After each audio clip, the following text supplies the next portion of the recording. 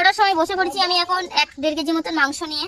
হ্যাঁ, কারণ সেদিন আমাদের ফিশ তান্দুরি হয়েছিল, তো খেয়ে এতটাই টেস্টি লেগেছিল, দাদা আজকে ধরেছে যে না আজকেও চিকেন তান্দুরি করতেই হবে। হ্যাঁ, চিকেন বারবিকিউ সরি। তো সেই জন্য দেখুন এত মশলা নিয়ে চলে এসেছি, কারণ বাড়িতে আজকে শনিবার নিরামিষ খাবে। তো আমরা ঠিক করেছি যে বাগানে গিয়েই খাওয়া দাওয়া করবো।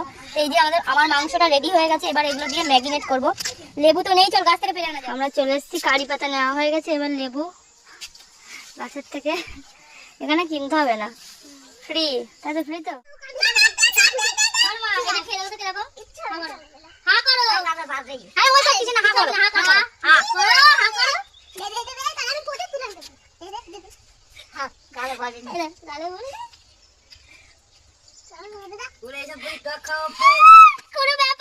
আমার মায়ের দিদা, মানে বুঝতে পারছো আমার দিদার মা এখনো সবজি কাটছে।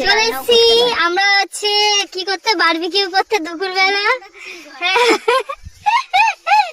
এই যেখানে রেডি হচ্ছে, ছোটদা রেডি করছে, আগুন ধরে দিতেছে।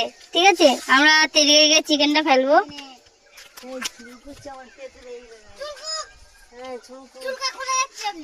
আমরা কতগুলো এসছি সব ভাই বোনরা।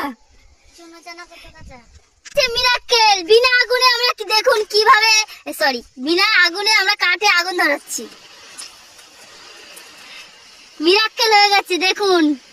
আমরা যে আদিবাসী ছিলাম এটা আমাদের, আমরা যে আদিবাসী ছিলাম এটাই কিন্তু প্রমাণ। আমাদের আগুন ছাড়াই আগুন জ্বলছে, আগুন ছাড়াই জ্বলে গেল।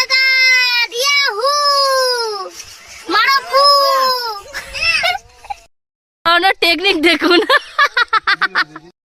আগুনটা ধরে গেছে।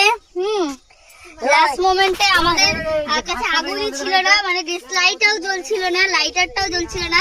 এই যে দাদার গাড়ির পেট্রোল দিয়ে কিছু একটা ভাবে আগুনটা ধরিয়ে আমাদের আগুনটা ধরানো হয়েছে। চলো আমাদের চিকেনটা এবার দেওয়া যাক। এখানে আমরা আম নিয়ে নিচ্ছি, কাঁচা মেটে আম, এই যে লবণ আর লেবু রস। টেস্টটা কিন্তু জাস্ট দারুণ লাগছে। হ্যাঁ, আমরা ওই খই গাছ থেকে খইও পারলাম, এই যে জিলেবি।